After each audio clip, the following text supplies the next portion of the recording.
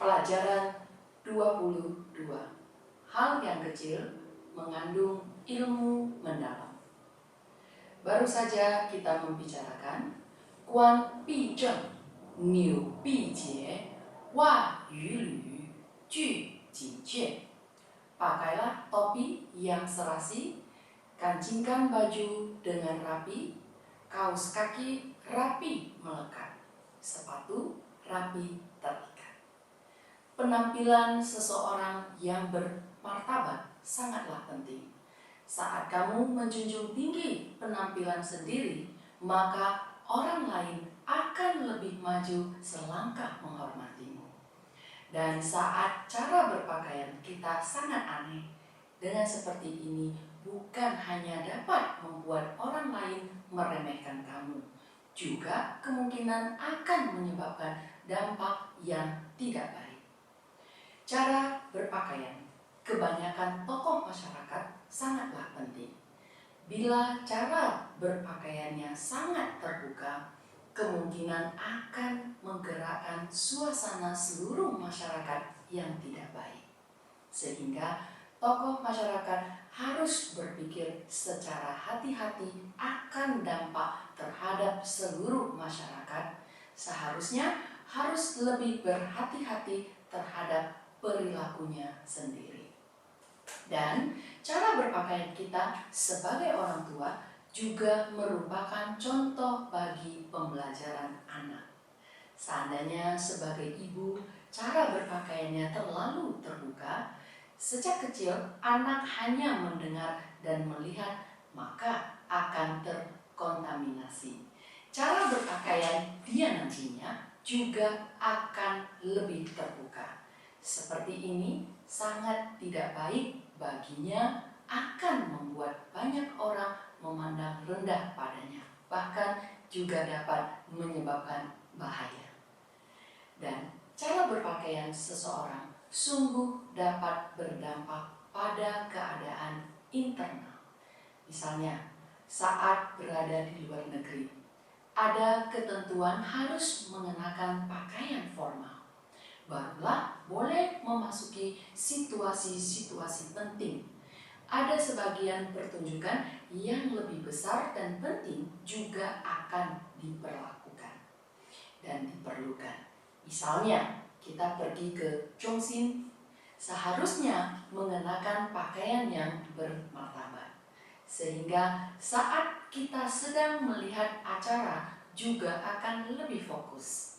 Seandainya kamu pergi menyaksikan acara dengan mengenakan sandal dan celana pendek, maka itu sangat tidak sesuai. Tetapi saat kita pergi mendaki gunung, apakah boleh mengenakan pakaian yang rapinya seperti guru saya sekarang ini? Maka itu juga tidak sesuai. Karena saat mendaki gunung harus santai, maka harus pergi dengan mengenakan pakaian yang sesuai. Di bidang pemasaran, ada seorang penjual hebat yang bernama George Qiao Qi La De. Dia sangat pandai dalam menjual mobil. Ada satu kali dia tidur di rumah, tiba-tiba terbangun, segera berlari ke depan cermin dan mulai mengenakan jas dan dasi. Setelah selesai, barulah dengan hormat mengambil telepon, menelepon kliennya. Setelah selesai berbicara dengan klien, menutup teleponnya, segera melonggarkan dasi, melepaskan jasnya, pergi ke tempat tidurnya untuk melanjutkan tidur lagi. Setelah istrinya melihat, dia berkata, "Apakah kamu gila?" Maka George Qiao Qi La De berkata kepada istrinya, "Walaupun klien tidak melihat tampang saya, tetapi bila saya berpakaian dengan sangat sembarangan, saya juga akan sembarangan dalam perbincangan. Dia dapat merasakannya. Seandainya saya sangat berhati-hati mengenakan jas dan dasi, sikap seperti ini juga akan tersampaikan padanya melalui tutur kata.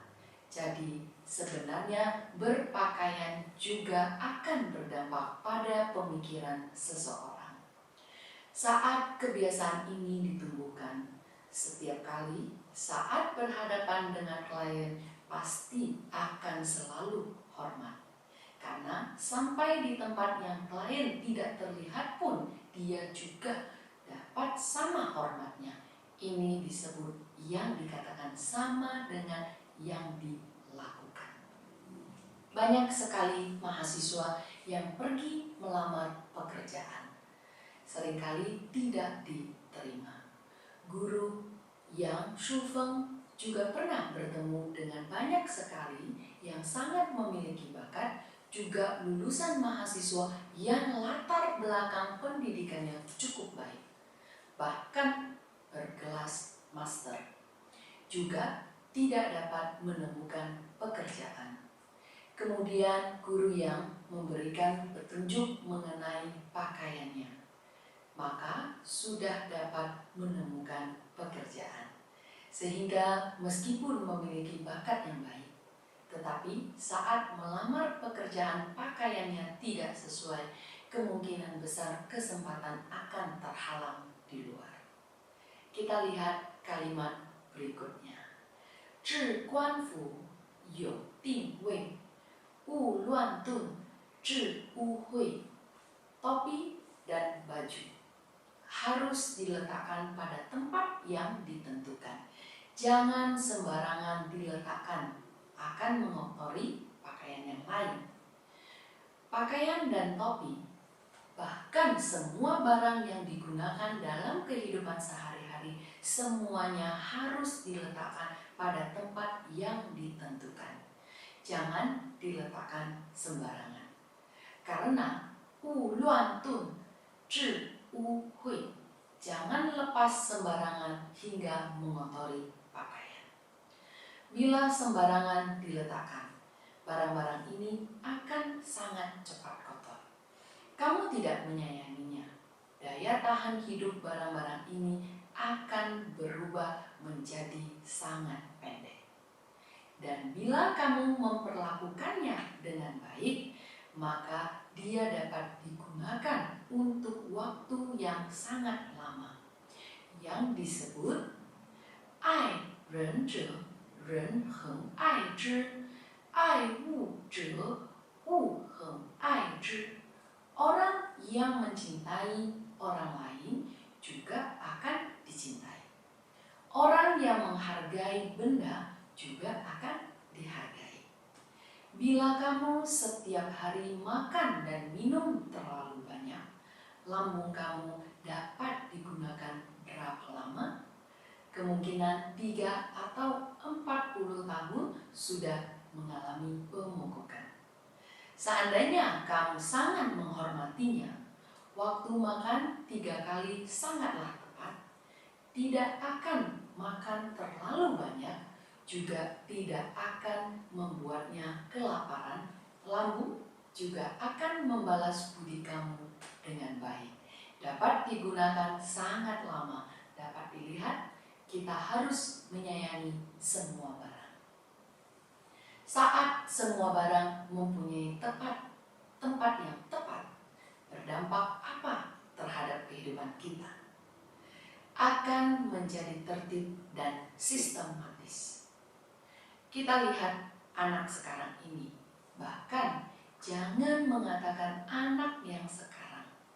Seperti ada beberapa murid yang tidak dapat menemukan buku pekerjaan rumahnya, maka mencari di seluruh rumahnya. Mencari sampai dirinya sendiri juga mengamuk. Marah dengan siapa? Marah dengan dirinya sendiri. Marah sampai membuat suasana keluarga menjadi sangat kacau. Sehingga dengan tidak perhatiannya dengan sesuatu yang kecil, kemungkinan karena hal itu kita akan menghabiskan lebih banyak waktu dan semangat. Saat kebiasaan baik ini tidak ditumbuhkan, di lain hari pergi bekerja, sebuah perjanjian perusahaan yang sangat penting diletakkan di tempatmu karena kamu telah terbiasa dalam keadaan sadar meletakkan di salah satu tempat. Bagaimana setelah 3 hari berlalu? lupa. Tiba waktunya, kemungkinan besar kamu tidak dapat menemukannya, maka kamu juga tidak dapat mempertahankan pekerjaanmu ini. Jadi, kebiasaan-kebiasaan hidup ini sungguh dapat mempengaruhi kehidupan manusia seumur hidup. Pernah ada seorang anak yang tidak pernah menyapu di rumah. Ada seorang senior memasuki rumahnya, berkata padanya, "Lantai begitu kotor, mengapa tidak disapu-sapu?" Dia berkata, "Tangan saya ini digunakan untuk menyapu dunia." Nada bicaranya besar atau tidak? Kamu lihatlah, banyak sekali anak yang juga mengatakan nantinya akan menjadi pejabat besar, akan menjadi pengusaha besar. Hasilnya, kamarnya berantakan. Maka senior ini berkata padanya, "Sebuah kamar tidak disapu, bagaimana menyapu dunia? Kamar ini saja tidak disapu dengan baik, masih bisa menyapu dunia?" Sama halnya, sebuah kamar saja tidak dapat dirapikan dengan baik. Bagaimana bisa menjadi pengusaha? Apakah mungkin? Tidak mungkin. Sehingga ditekui juga merupakan manajemen, adalah dasar manajemen. Kebiasaan tertib dan sistematis ini mulai diajarkan dari mana? Dari kecil. Di dalam pemikiranmu, jangan hanya memikirkan bahwa nantinya anak diberikan pelajaran bisnis. Sekarang ini harus ditanamkan dasar dulu. Saat seorang gelar MBA mengajukan permohonan kerja, tetapi rumahnya dan kamarnya sangat berantakan, apakah kamu berani mempekerjakan orang seperti ini? Orang seperti ini hanya bicara dan tidak dapat menyelesaikan masalah sebenarnya. Paman Lu pernah berkata kepada guru Chai. Dia mengatakan, dia melakukan inspeksi ke kantor cabang. Pasti akan melihat apakah meja pimpinan kantor cabang ada dirapikan dengan baik, apakah berkas ada diletakkan kembali dengan baik. Bila hal-hal yang kecil ini saja tidak diselesaikan dengan beraturan, pekerjaan-pekerjaan perusahaan akan sangat sulit dilakukan dengan baik sesuai aturan. Sehingga hal yang kecil mengandung ilmu mendalam. Hati seseorang adalah stabil dan tidak kacau. Bila masih sangat kacau dan sangat gelisah, dapat terlihat dari perilaku kecil ini.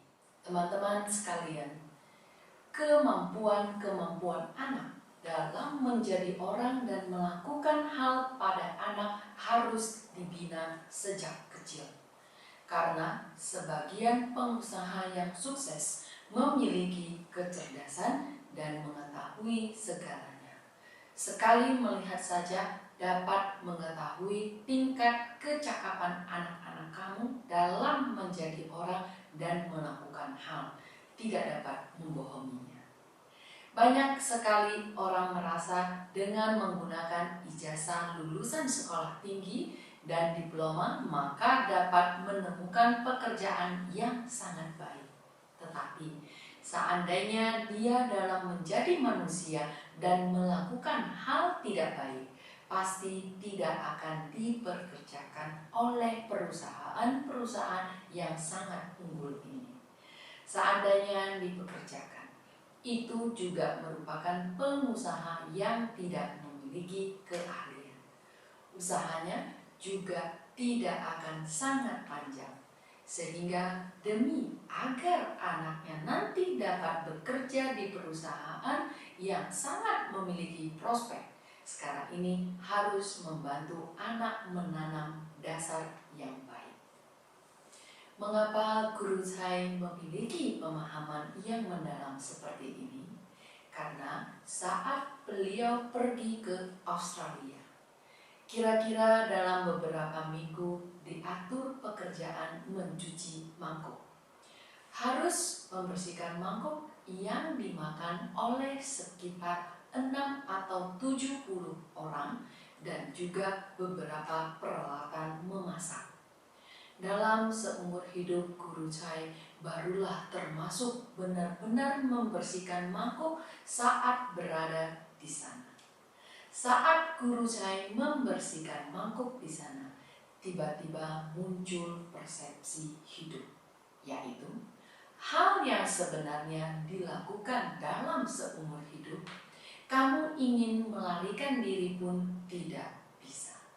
Jadi teman-teman sekalian, kapankah melakukan hal yang sebenarnya dilakukan? Mengapa tidak rajin dan membina kebaikan saat masih kuat dan sehat?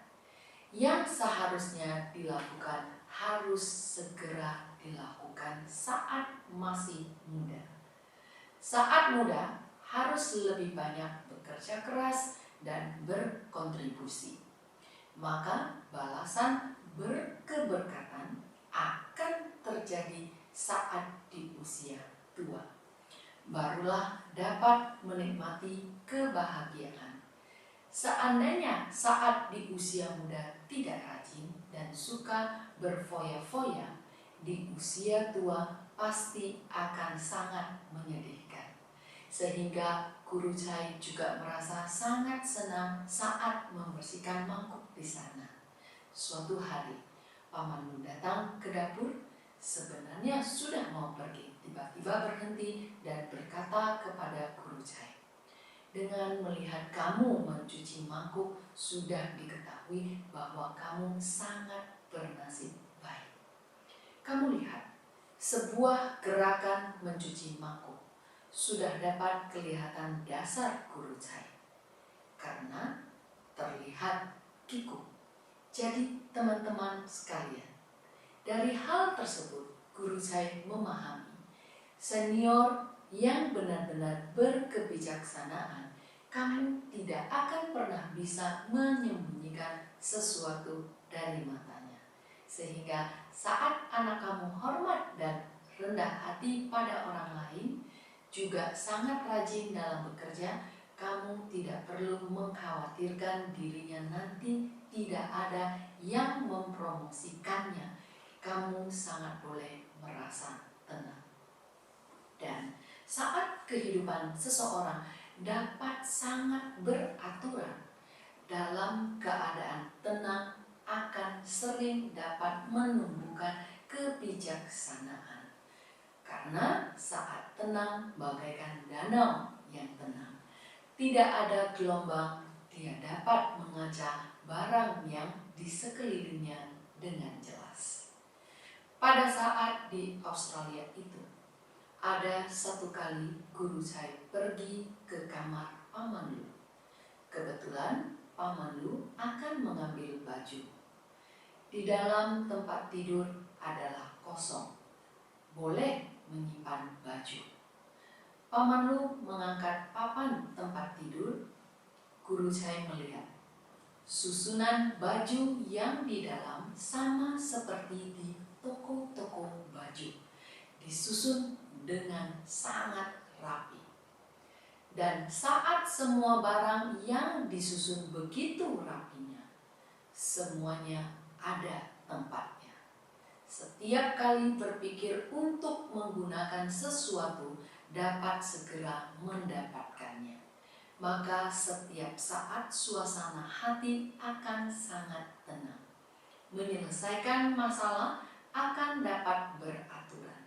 Sehingga kebiasaan ini sangatlah penting. Harus dilakukan mulai dari diri sendiri dan juga melangkah maju lagi membimbing anak menumbuhkan kebiasaan baik yang seperti ini. Selanjutnya kita lihat kalimat berikutnya. Bersama-sama membacanya sekali. 一贵洁，不贵华，上循分，下称家，对饮食，勿俭折，时适可，勿过则。年方少，勿饮酒，饮酒醉，醉为丑。一贵洁，无贵华，上循分，下称家。Pakaian harus bersih sederhana, tak perlu mewah dan mahal harganya. Sesuaikan acara dan kedudukan, sesuai pula dengan kemampuan. Guru Chai pernah mendengar seorang senior berkata, sebelum dia menikah, merasa menghidupi seorang istri sangat santai, karena dia makan begitu sedikit. Menunggu setelah dinikahi, merasa sangat susah, karena barang dan makanan sangat murah, tetapi pakaian sangat mahal. Saat dia pergi membeli baju dengan istri, asalkan istrinya melihat akan berkata, beli, beli, beli. Dia di samping berkata, belilah, belilah. Sampai akhirnya dia baru memahami sebuah kenyataan. Di dalam lemari pakaian wanita selamanya selalu kurang satu baju. Tetapi sesungguhnya tujuan utama yang terpenting pada pakaian kita adalah untuk menjaga kita tetap hangat dan menutupi aurat. Tentunya pakaian bukanlah digunakan untuk dipamerkan dan dibanggakan. Manusia selalu melupakan tujuan yang sebenarnya dalam melakukan sesuatu hal. Misalnya, ada seorang profesor membawakan puluhan cangkir, memberi pelajaran selama 2 sesi. Dia tahu bahwa muridnya pasti akan haus, maka dia mengeluarkan gelas-gelas ini. Dia berkata, murid-murid, kalian pergilah minum.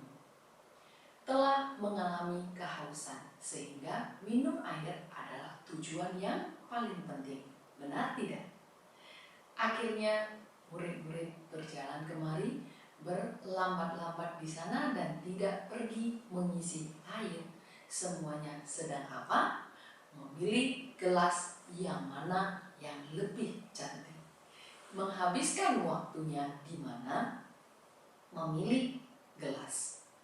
Yaitu sama halnya pakaian digunakan untuk menjaga kehangatan dan menutupi aurat. Tetapi saat kita sedang membelinya, telah lupa akan niat awal.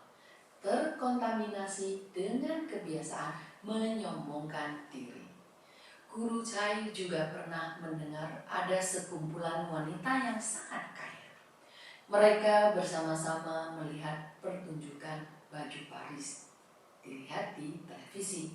Setelah melihat, sangat menginginkan baju yang itu. Keesokan harinya naik pesawat ke sana untuk membelinya. Seandainya manusia menghabiskan uang seperti ini, uang akan bagaimana? Lari semuanya. Walaupun ada gunung emas maupun gunung perak, juga tidak akan cukup untuk dibelanjakan. Karena setelah mereka memberikan contoh yang seperti ini, siapa yang belajar paling menyeluruh? Putra dan putri pasti akan belajar secara menyeluruh.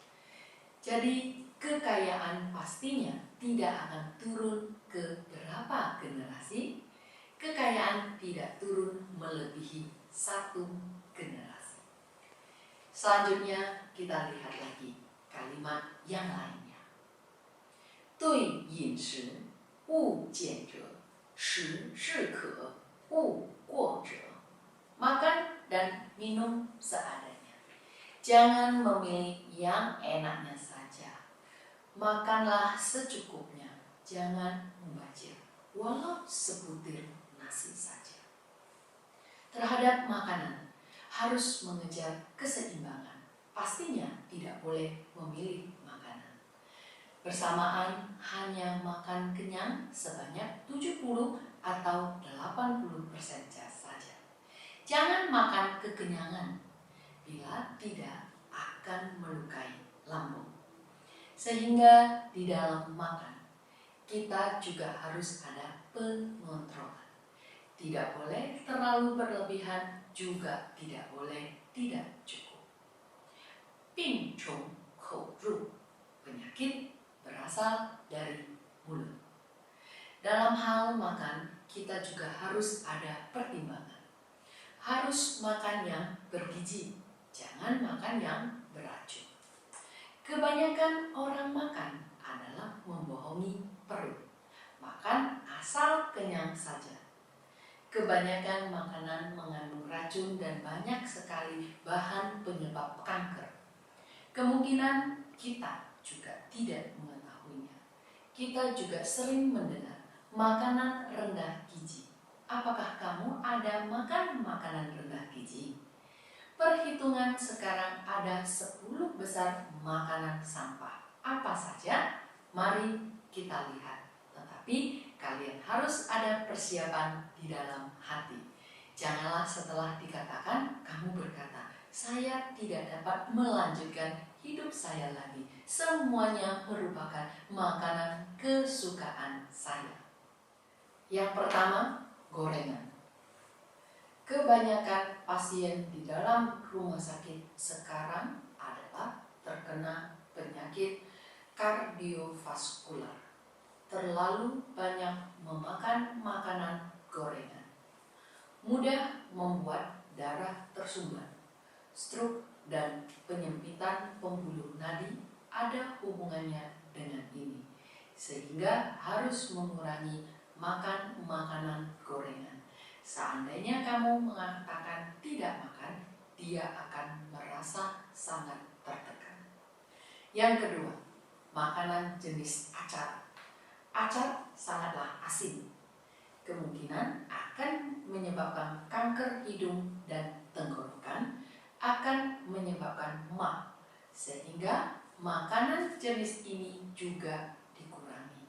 Ada beberapa acar lebih alami, maka dampaknya tidak besar, tetapi kamu tetap harus memahami proses pembuatannya. Yang ketiga, produk daging.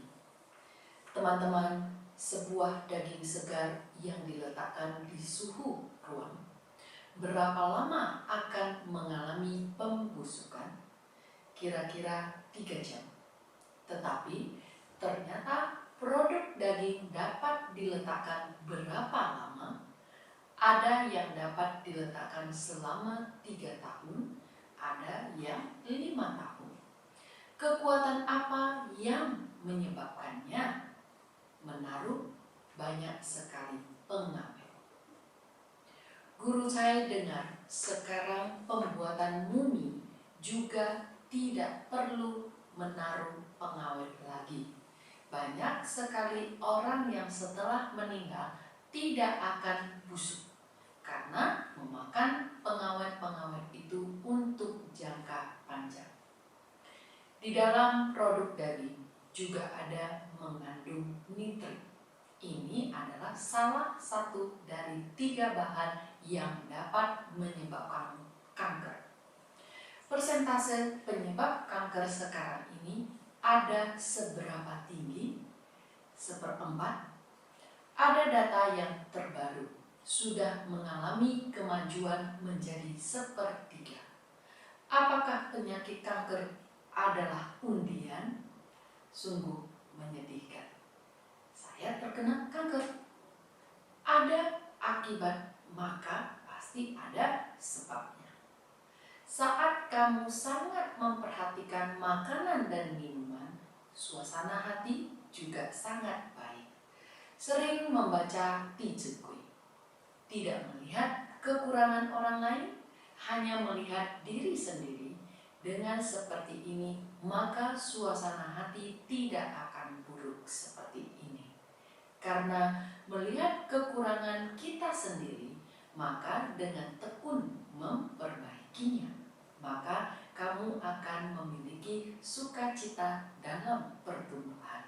Sebab penyakit kanker, selain dari makanan, masih ada satu hal yang lebih hebat dari makanan, suasana hati.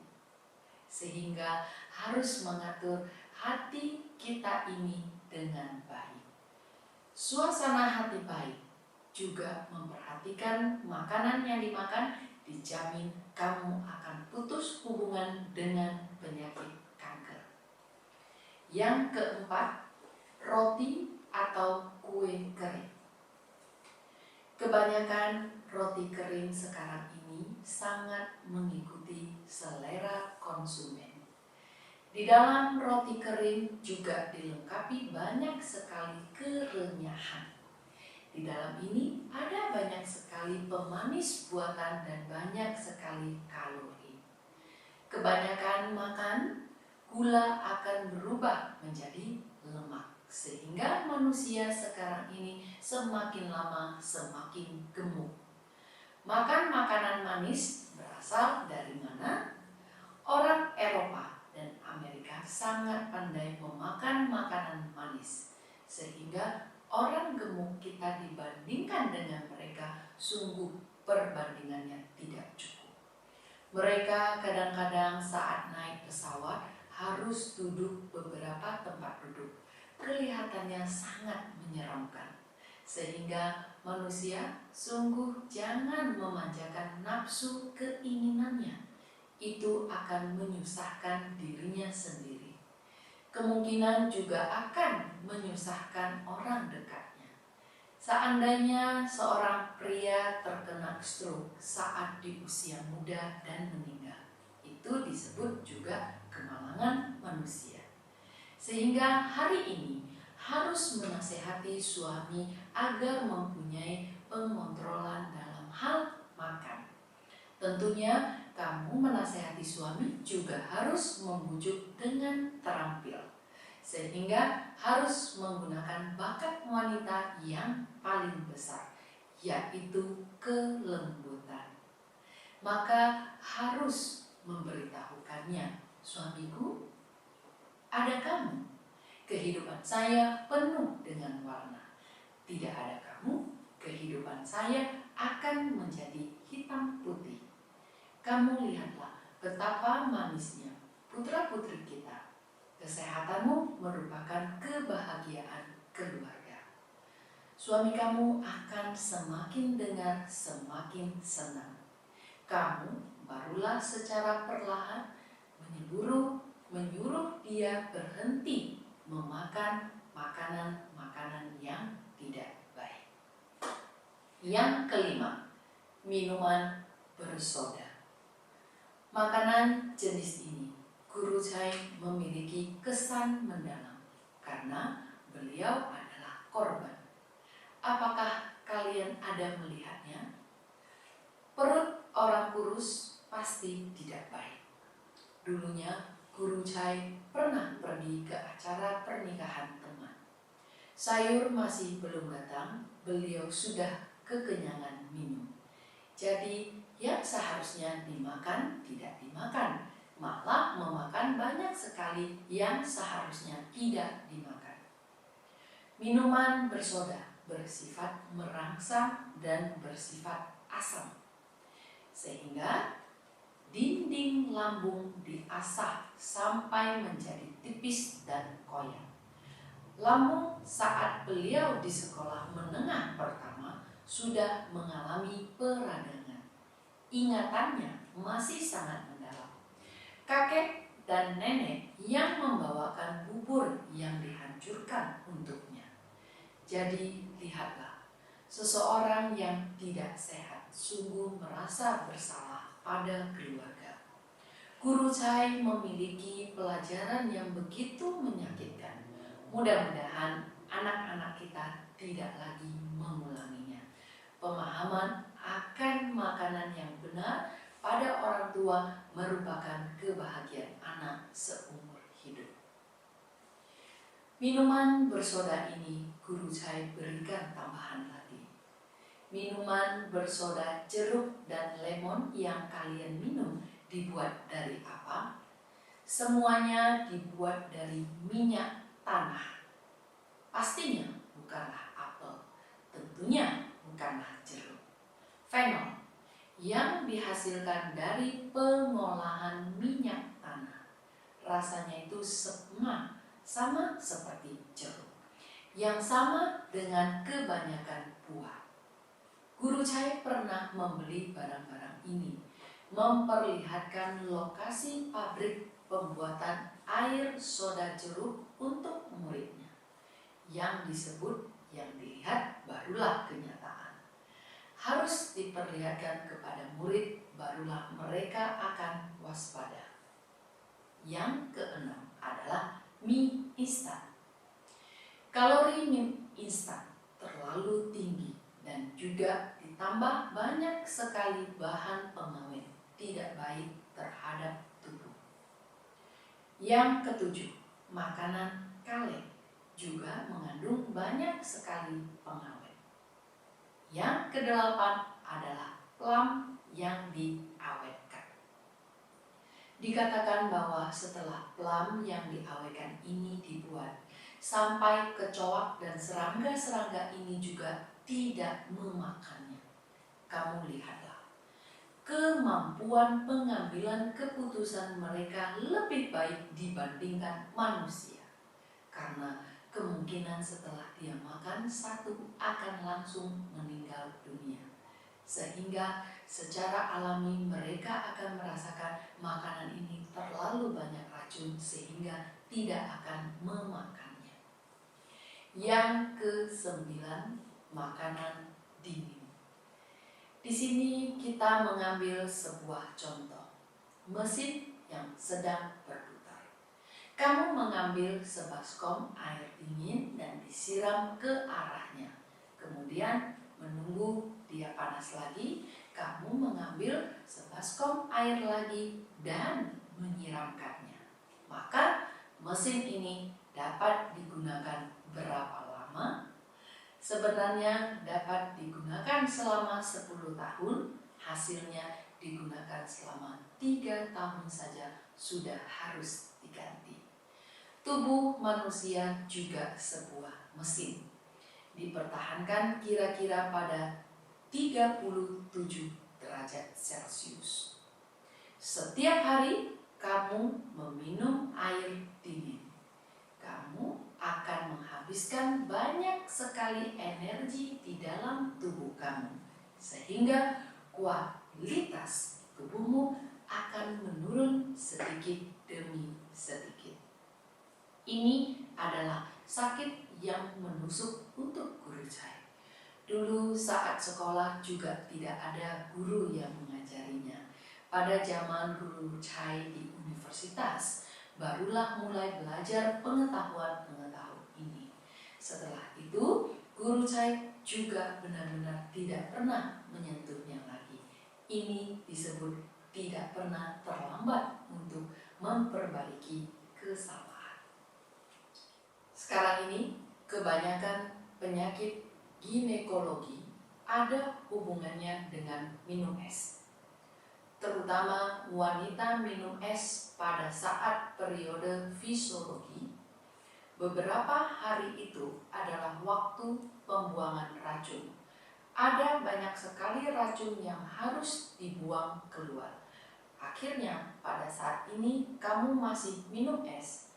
Ekspansi dan kontraksi akan terjadi penyusutan rahim, sehingga yang seharusnya dibuang tidak dibuang keluar. Racun-racun yang tidak dibuang itu akan tinggal berapa lama di dalam tubuh? Bila lancar, maka juga harus 28 hari. Dalam waktu ini, racun-racun ini bersirkulasi di dalam tubuh kamu, sehingga barulah ada banyak sekali penyakit ginekologi. Teman-teman kaum wanita, janganlah begitu serius memandangi Guru Chai. Seharusnya kalian menentukan pilihan hidup yang benar. Yang ke-10 adalah makanan yang dipanggang.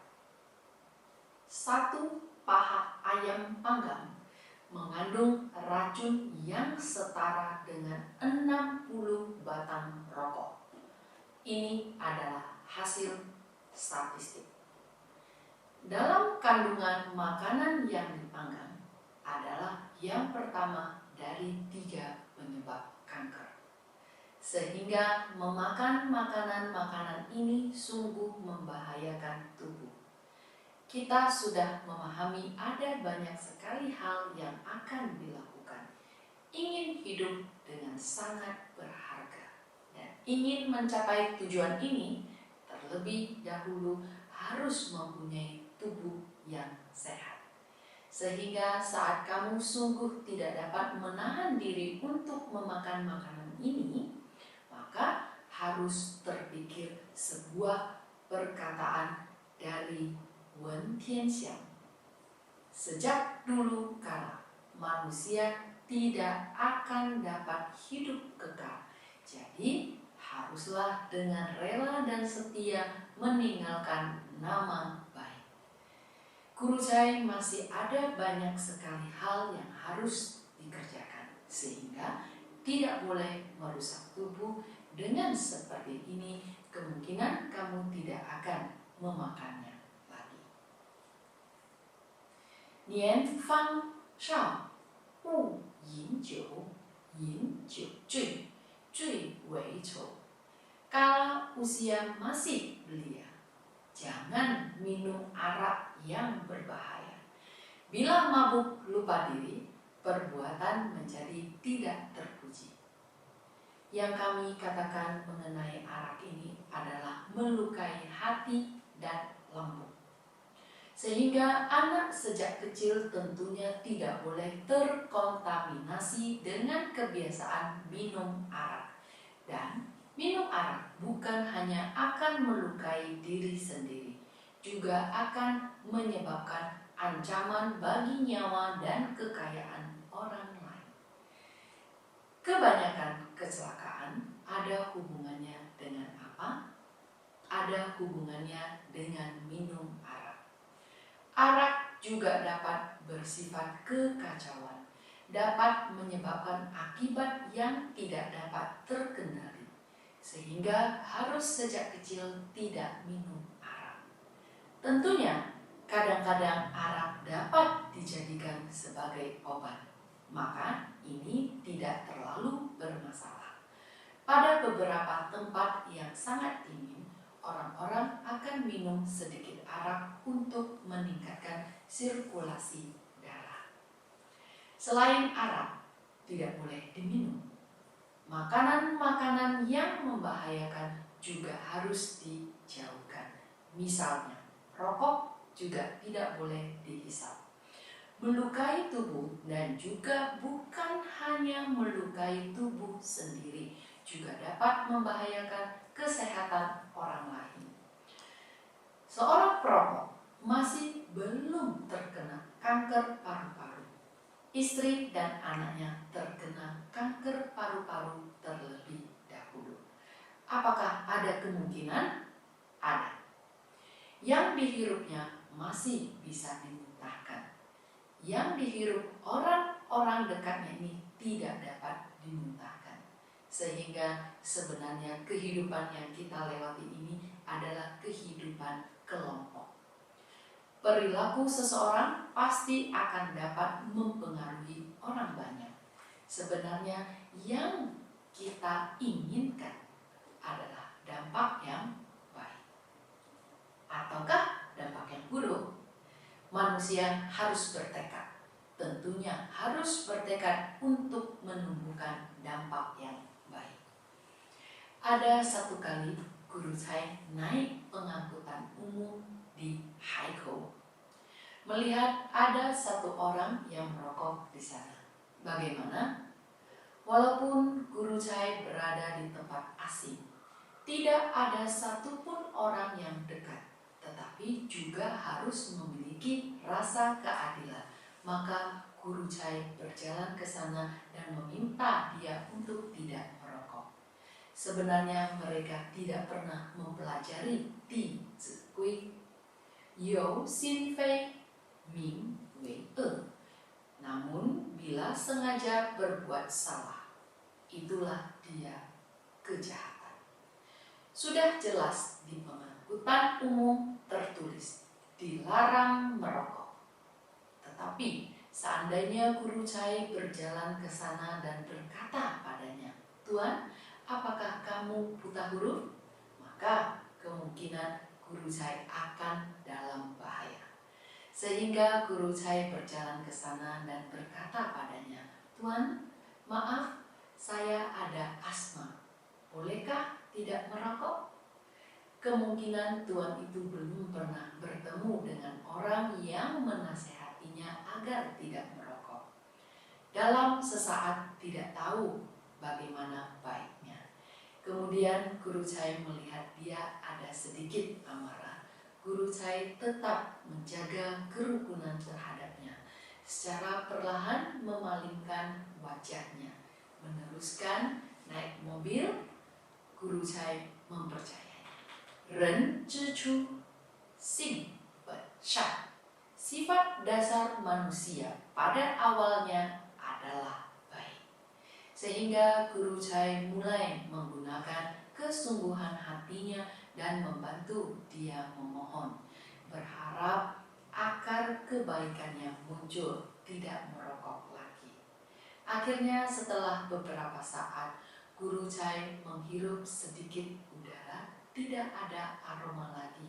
Dia sudah tidak merokok lagi. Setelah turun dari mobil, dua orang teman yang satu mobil dengan guru Chai berkata kepadanya, "Tuan yang merokok ini melihat kamu 2 kali. Saat ini kita berkepala dingin akan dapat membangkitkan rasa malunya." Kemudian dia mematikan rokoknya. Sehingga sesungguhnya kebiasaan umum masyarakat bergantung pada pengelolaan setiap orang.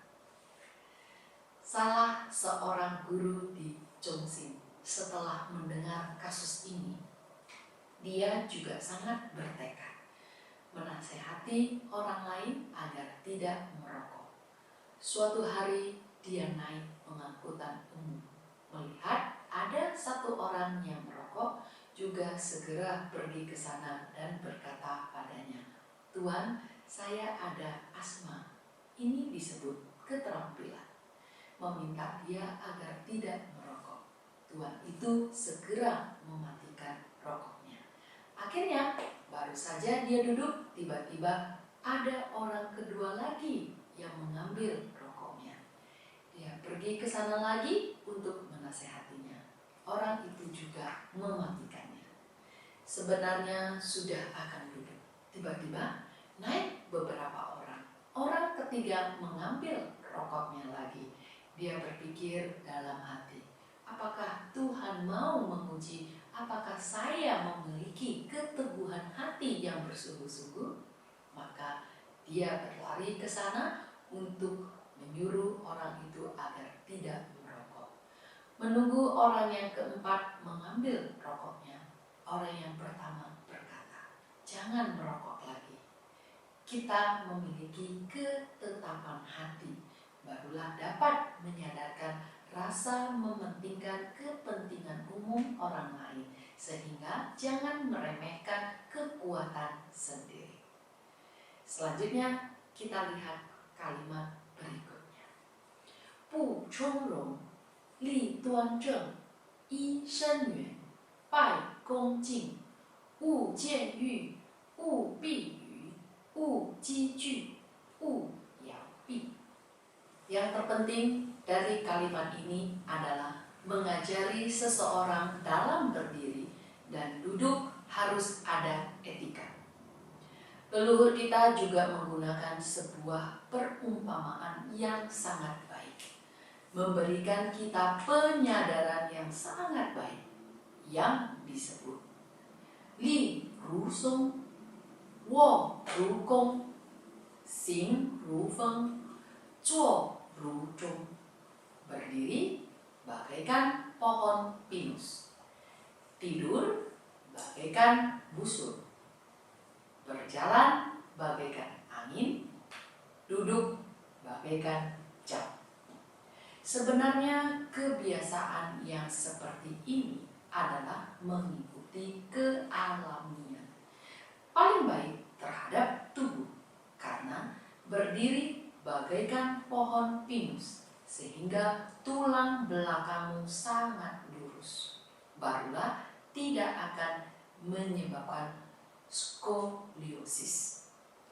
Bayangkan, banyakkah orang yang terkena penyakit tulang sekarang ini? Sangat banyak. Mengapa?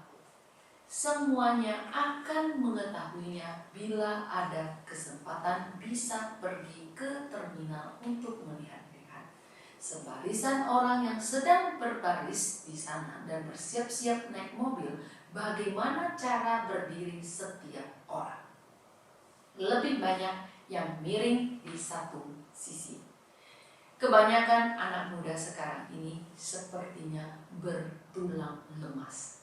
Melihat barang apapun selalu akan bersandar, sehingga tulang akan menjadi bengkok. Generasi kita sebelumnya dalam mengajari anak, bila tidak berdiri dengan baik, mata akan membesar dan melihat. Sampai tidak diambil dengan baik, akan diketukkan. Sejak kecil kebiasaan-kebiasaan ini ditumbuhkan, setelah dewasa akan sangat alami. Sejak kecil tidak ditumbuhkan, setelah dewasa akan sangat susah. Menurut kalian, apakah guru Chai ada terlihat sangat susah? Guru Chai adalah tidak melakukan berdiri bagaikan pohon pinus dengan baik. Jadi teman-teman sekalian, nanti melihat punggung guru Chai bungkuk, jangan segan, keluarkan jurus kamu, ingatkan beliau. Jaga dengan baik tubuh kita sendiri. Dengan seperti ini barulah dapat bertanggung jawab pada orang tua, juga bertanggung jawab terhadap orang yang mendukung dan mencintai kita. Maka, bagaimana berdiri yang standar dan yang lebih baik? Cara berdiri kaum pria, kaki dengan bahu lebarnya sama. Kemudian harus membusungkan dada. Kekuatan yang ditunjukkan ini disebut jujur dan berprinsip. Bila dengan seperti ini kamu berunding dengan orang lain, berbisnis dengan orang lain yang melihatmu akan merasa percaya kepadamu, akan merasa lebih layak dipercaya. Seandainya hari ini kamu pergi berunding, pinggangnya bungkuk, meskipun bisnis yang dirundingkan sangat besar, orang lain juga tidak tertarik. Sehingga penampilan bermartabat ini juga dapat membuat orang lain percaya. Kemudian, kepala jangan terlalu mengadar. Tidak baik terhadap saluran darah bagian belakang. Maka melihat lurus ke arah depan. Sebelum kamu akan berunding dengan orang lain, harus berdiri dengan baik. Melihat dan berpikir bahwa di depan adalah sebuah lautan yang luas. Hati saya sama seperti itu. Ini adalah cara berpikir, cara berdiri kaum pria. Bagaimana dengan perempuan? Satu kaki di depan, satu kaki di belakang. Boleh berdiri seperti ini, sehingga kamu lihatlah saat pemilihan kecantikan. Cara berdiri nona yang mengikuti pemilihan kecantikan sangatlah bermartabat. Ini juga sangat penting. Ini adalah cara berdiri. Li Ru Song berdiri bagaikan pohon pinus. Wo Ru Kong tidur bagaikan busur. Saat berbaring, bila muka menghadap ke kiri, jantung dan lambung kamu tidak akan nyaman, sehingga selalu berbaring mengarah ke kanan, Sebenarnya yang seperti ini adalah yang terbaik bagi tubuh. Xing ru feng, berjalan bagaikan angin. Feng, angin. Ini adalah kecepatan yang sangat cepat, tapi tidak akan ada suara yang sangat besar. Sehingga kita harus sering meringankan langkah kaki kita, kemudian kemungkinan kita di saat tengah malam yang sunyi mendengar tetangga naik tangga ke atas, suara langkah kaki sangatlah besar, tetapi kita harus memahaminya karena dia merasa hidup manusia singkat dan susah. Kamu harus segera memperkenalkan Tijikui kepadanya. Dia barulah akan tahu bahwa membesarkan anak tidak begitu sulit. Saat berjalan, kaum pria berjalan mengikuti kedua sisi dari satu jalur. Kaum wanita berjalan di satu jalur. Ini akan terlihat lebih anggun. Saat kaum pria berjalan, jangan menggoyang bahu ke kiri dan ke kanan. Bila tidak, maka akan membuat pandangan orang lain menjadi buyar. Selanjutnya, zuo ru zhong, duduk bagaikan jam yang tegak. Saat kaum wanita duduk, kakinya harus dirapatkan. Tangan kanan diletakkan di atas tangan kiri. Kemudian diletakkan dengan pelan di atas kaki kirimu. Ada seorang guru yang membuka sekolah kecapi. Dia melakukan pelatihan tata krama terhadap karyawannya. Saat berdiskusi dengan orang tua, semua guru mereka cara duduknya adalah seperti ini. Akhirnya setelah rapat selesai, para orang tua ini berlari kemari dan berkata, "Guru Li, dari manakah kamu mencari karyawan-karyawan ini? Mengapa begitu bermartabat?" Di saat rapat, sebenarnya pada awalnya kebanyakan ibu-ibu sembarangan duduk. Cara apapun ada, tetapi melihat semua guru duduk dengan begitu bermartabat, secara perlahan para orang tua ini juga mulai duduk dengan benar. Sehingga sesungguhnya dampak lingkungan ini sangatlah besar. Kita harus duduk dengan benar. Budaya keluargamu barulah dapat sesuai dengan kehendakmu. Seandainya saat ayah duduk kakinya diangkat ke atas meja, maka kemungkinan anak akan belajar menjadi buruk. Para orang tua itu berkata padanya lagi, "Menitipkan anak kepada kalian kami sangat tenang. Jadi kamu lihatlah, tutur kata dan perilaku kita serta penampilan kita telah memperkuat kepercayaan orang lain terhadap kita." Baiklah, besok kita akan menceritakan bagaimana cara kaum pria duduk. Terima kasih semuanya. Salam Tijikui.